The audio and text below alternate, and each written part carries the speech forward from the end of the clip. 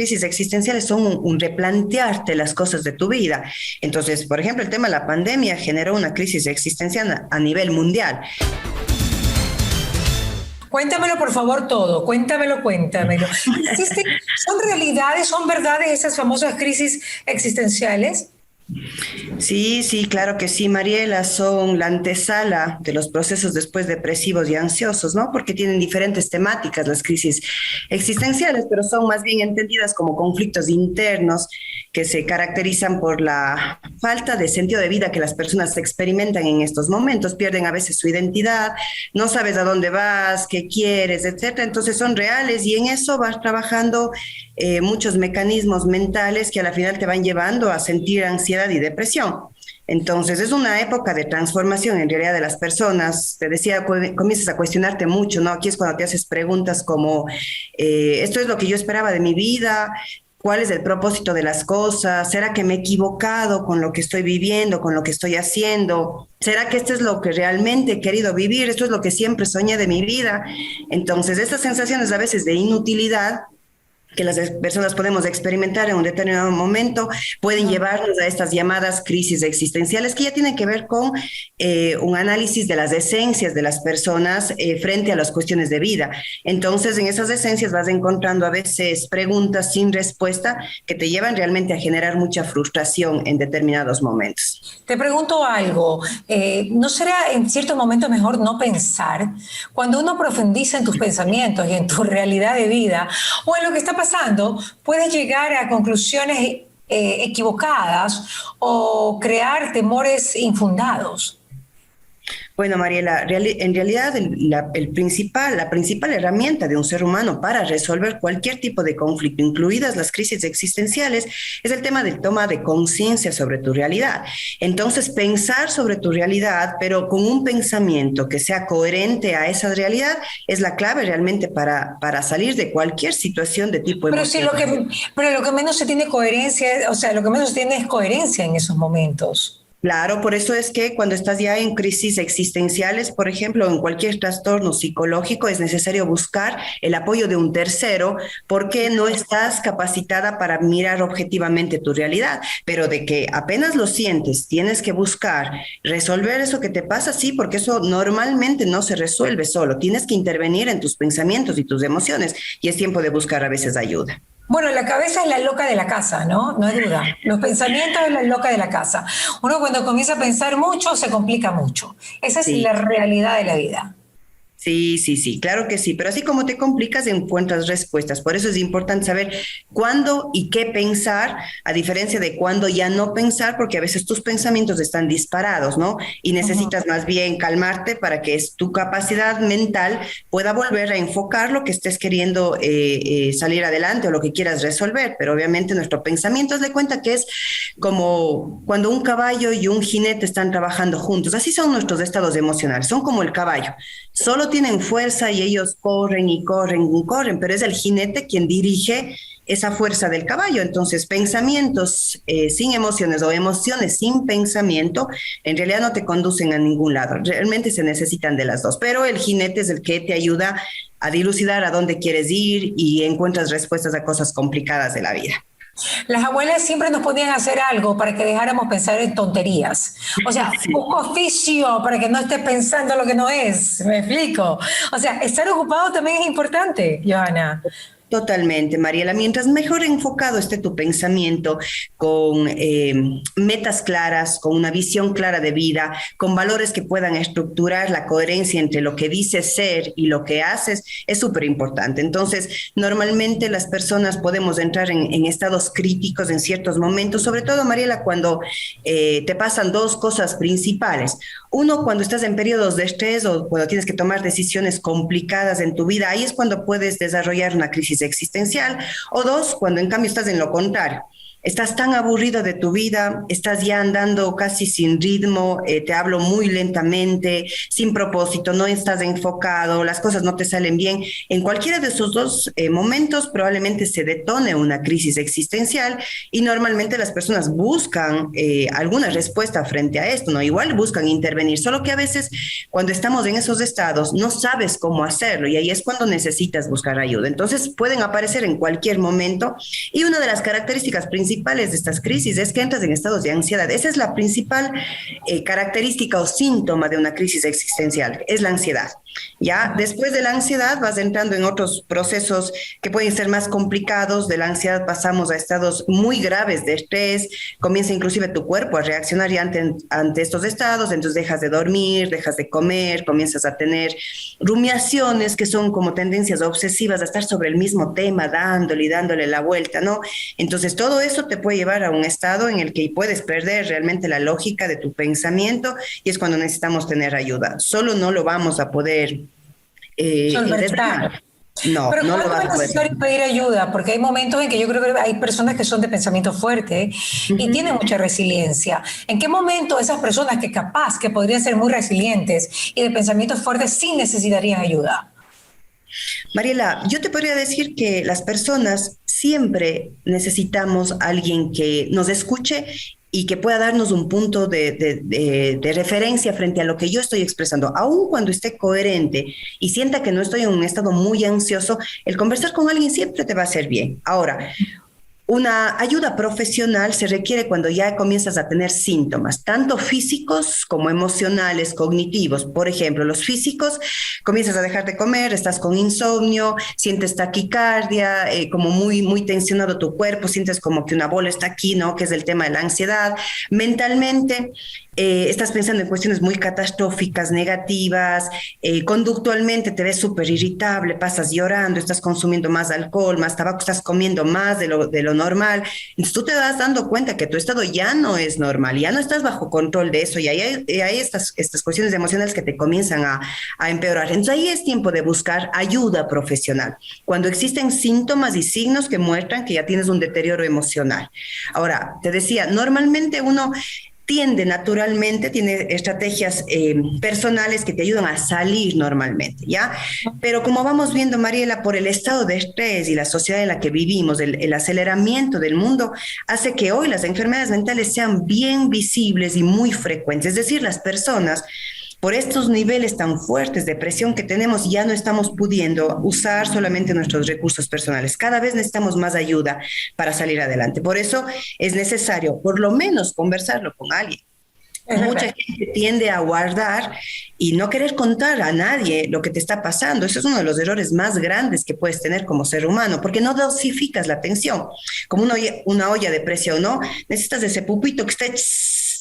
Porque si no, si lo tapas, eso va a reventar en cualquier momento. Pero alguien que no sea chismosa, ¿no? Alguien que no sea chismosa, porque no vaya con el cuento de lo que está pasando a todo el mundo. Bueno, claro, por eso es mejor hacerlo con un profesional, ¿no? Claro, o con alguien de tu entera confianza. Totalmente, al inicio, Ahora, claro. después de la crisis, perdón, después de la pandemia, me imagino que esta crisis existencial ya es un pan nuestro de cada día. Sí, Mariela. Lista. Situaciones tan fuertes como las que pasamos hace un momento, te decía, las crisis existenciales son un replantearte las cosas de tu vida. Entonces, por ejemplo, el tema de la pandemia generó una crisis existencial a nivel mundial. Todo el tema de productividad, el tema de salud, el tema de relaciones, el tema de trabajo, todo cambió en cuestión de un mes.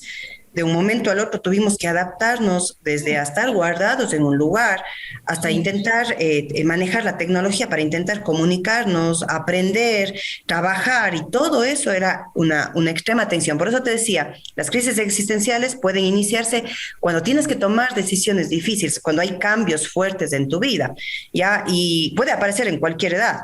Normalmente aparecen pero en tres edades típicas, ¿no? Primero es la crisis juvenil, que es la crisis, se les llama llama de estudiantes, es cuando estás más o menos a los 20 años. A partir de los 20 años, que es diferente a la crisis de adolescencia, ¿no? La crisis de adolescencia es producto del desarrollo, las crisis existenciales son producto de las situaciones que a tu alrededor te hacen que notes que no estás yendo por donde quisieras ir, ¿ya? Entonces, a los 20 años, la persona se plantea mucho si es que la carrera, por ejemplo, que está siguiendo, sobre todo en ese estado, que es el tema educativo, profesional, si estás en el lugar correcto. Entonces, normalmente entre los 20 y 25 tienes esta crisis. En otro momento, te puede dar en la edad de la adultez media, cuando llegas a los 30 y 35, en cambio, donde existen otro tipo de cuestionamientos. Uno, acerca de cómo estás laboralmente, ya si estás activo y si estás consiguiendo resultados con tu actividad laboral. Otro, aquí entra el tema de los hijos, de pareja, de trascendencia, frente a un tema muy personal, que es esta otra parte también. Y la siguiente crisis entra a partir de los 45, 50 años, ¿no? En donde, en cambio, aquí las personas entran mucho a preguntarse si es que están dejando legados. O sea, si es que estoy haciendo bien las cosas, porque a partir de los 40, Mariela, uno tiende ya a enseñar lo que ha ido aprendiendo. De los 20 a los 30 te entrenas. De los 30 a los 40 produces muchísimo. Y de los 40 en adelante, normalmente uno entrega todas sus experiencias y conocimientos a los demás. Entonces te sientes que sigues viva, pero ya no porque eres la protagonista de hacer, sino de enseñar. Toda tu experiencia comenzamos a darla hacia los demás, ¿no? Cuando la gente, claro. Entonces siempre vamos en una subida, en una cuesta, y a partir de los 50 tendemos a ir bajando. Es decir, nuestro protagonismo en una sociedad, en todo, parece, las personas creemos que es así, no, pero parece que ya no fuéramos tan importantes, y no es de eso. Lo que pasa es que estás trascendiendo. Tú te conviertes en fuente de asesoría, de sabiduría, ya no de protagonismo activo. Entonces eres de los que mentalmente te conviertes en un referente, ya no el ejecutor, ¿no? Pero a veces las personas, cuando no están ejecutando, creen que ya perdieron protagonismo en la vida, y no tiene nada que ver con eso. Entonces, mira qué interesante lo que tú dices, porque esto pasa en todos los ámbitos. De hecho, hasta en las empresas, cuando los hijos llegan a ocupar espacios, cuando los hijos ya no necesitan de los padres, porque hacen sus cosas solos. O sea, realmente hay diferentes espacios donde se puede ver este accionar de la vida, ¿no? todo el tiempo, Mariela. Y en psicología nosotros trabajamos con los ciclos de vida de las personas. Entonces, por ejemplo, yo ya sé que entre los 40 y los 50, esta depresión que tienes o que manifiesta un paciente está más relacionado a temas específicos, porque sabes en qué ciclo de vida está, a diferencia de aquel que está entre los 20 y los 30. Entonces, técnicamente nosotros como terapeutas vamos abordando estas crisis o estas sensaciones de vacío, etcétera, desde la etapa en la que estás viviendo. Entonces, mira, hoy por hoy la gente busca competir todo el tiempo. Entonces, ¿qué haces? Tú miras, es como cuando uno está en el colegio, ¿no?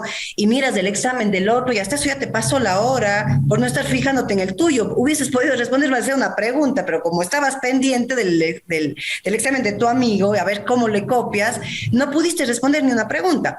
Entonces, así estamos todo el tiempo. Si vos estás pendiente de lo que otras personas de tu edad, de tu condición, etcétera, están avanzando, y te comienzas a comparar y dices, bueno, ¿por qué a mí no se me ve como a Mariela a esa edad? Y veo, ¿por qué a mí se me ve así, a ella se le ve así?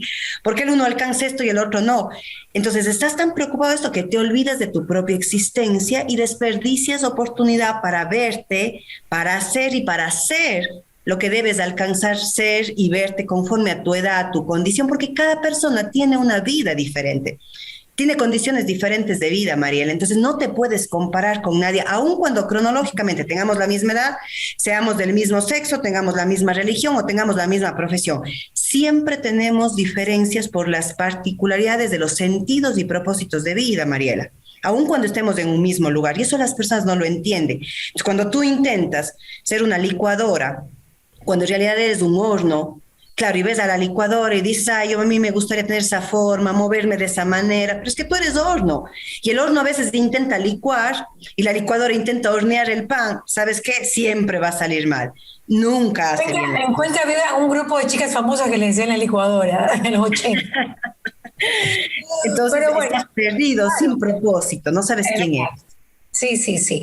Eso es muy importante. Ya para finalizar, Johanna, ¿hay alguna vitamina que tú recomiendes para poder, digamos que, apaciguar estos sentimientos, para poder desconectar un poco el cerebro, para poder tener un poquito de calma, de paz? Porque las vitaminas y los aminoácidos son importantes en la vida para el funcionamiento, pues, de nuestra psiquis, de nuestro organismo. Yo sé que tú eres psicóloga, pero pues dentro de la psicología se abarca también el que se puede consumir sin llegar, digamos, que el estado de crisis existencial sea, digamos, medio, sin llegar a otro tipo de medicamentos que podrían crear adicciones.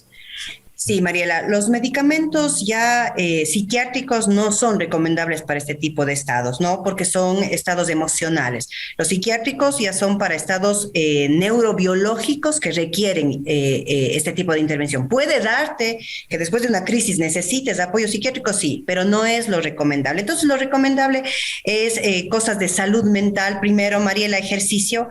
Deberíamos de estar haciendo ejercicio en un determinado momento del día, saber que a través de eso botas cortisol, que es la hormona del estrés, y eso te permite descargar lo que viene cargado en el día. Entonces, ejercicio, la alimentación saludable, Mariela.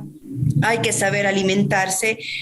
Hoy por hoy tú puedes buscar en el internet y ahí te dicen, por ejemplo, batidos antiestrés y te dan cosas como corta una manzana verde con un poco de nueces y por ahí un poco de menta y así. Tú puedes alimentarte y tener ese tipo de hábitos en temas de salud corporal, ¿ya? Porque el cuerpo requiere alimento, descanso y ejercicio para estar físicamente bien. A eso le vas a agregar algunos hábitos psicológicos. Por ejemplo, el hecho de que estés catastrofizando constantemente no te lleva más que a la frustración. Tienes que aprender que hay muchos tips chiquititos, como deja de decir todo el tiempo es que debería, es que ellos deberían, es que yo ya debería haber hecho esto, es que el mundo debería haber hecho eso. ¿Por qué?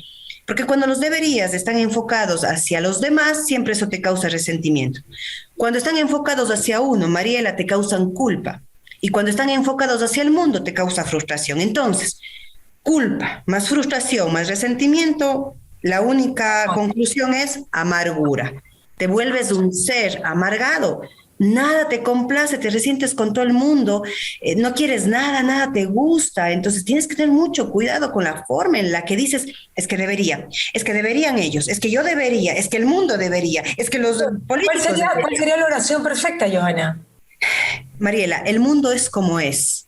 Yo soy como soy y ellos son como son. Así es que yo voy a ocupar el espacio que a mí me corresponde en el tablero de la vida, haciendo lo que yo sé y lo que yo soy. Si tú lo haces bien, deja que el mundo continúe con su propio propósito. Tú haz la parte que te corresponde, ¿ya? Y cuando ya no puedas más, es necesario buscar ayuda psicológica, quitándote un montón de prejuicios mentales, entre esos que los psicólogos estamos para los locos y cosas como esas que tampoco te ayudan para nada.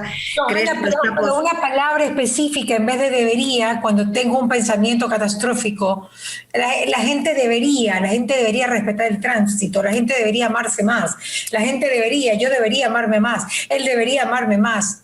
¿Cuál sería? ¿Cómo cambio? Mariela, el debería, estás hablando de un futuro, ¿ya? Es preferir mantenerte en el presente. Entonces, la gente es como es. Por lo tanto, yo me voy a abrir para que el Señor pase, porque la gente es como es. Yo me abro. Es decir, hazte partícipe y protagonista de la historia sin victimizarte, porque el debería es un estado mental de victimización. Siempre estás hablando de lo que debería ser, de la pérdida, de lo que no hay. Entonces, más bien, hazte protagonista. Entonces, como tú sabes que la gente es así, hazte al lado para que el señor que está apuradísimo y que te pita, hazte al lado para que pase. Y yo me mantengo en mi protagonismo, ¿no? Cerrar sin conmiseración, nada que ver, eso no existe. Absolutamente. No tienes que querer, no. Es que si le doy paso a que sepa que tiene que esperar, ¿para qué quieres darle una lección de altruismo y de ética a alguien que ni siquiera conoce? Solo ábrete, deja que pase, ya está. Y sigue tu vida. ¿Qué pasa? Adelante. Y así con toda la vida. Johanita, muchísimas gracias por estar con nosotros. Como siempre, un gustazo, linda entrevista y pues Dios te bendiga, que todo se mejore por allá, por esa zona y que sigamos adelante, ¿sí? Gracias, Mariela. Solo No, una última cosa, que fue lo que dijiste ahora. Las crisis existenciales se superan totalmente cuando entras en un proceso también espiritual. La espiritualidad es indispensable para superar las crisis existenciales. Sin espiritualidad no hay salud en este tipo de crisis. claro, y en ninguna, ¿sabes? Sí, En sí, en especial esta, que son preguntas de vida. Aquí es cuando te planteas, ¿será que Dios existe? ¿Será que la muerte? ¿Será que hay algo después de la muerte? En estas crisis es donde más funciona el apoyo espiritual. Así es que hay que buscar apoyo en esa área también. Y tú sabes que cuando ya las personas están muy viejitas o cuando tienen alguna enfermedad terminal, recurren mucho a los salmos, a sabiduría, a Eclesiastés, que son realmente libros que te enseñan la vida y cómo llevarla realmente en compañía de Dios. Un besito, mi Johnny. Totalmente. Igual para ti, Mariela, un abrazo. ¿Qué pasa con Mariela? Llegó a ustedes gracias al auspicio de Ecuer, Urbaceo, Municipio de Guayaquil, ATM, Calipto, Ceviches de la Rumiñahui, UTEC, McCormick, Miraflores, Tramontina, Oriental Industria Alimenticia, Gran Duval y Ultrabón.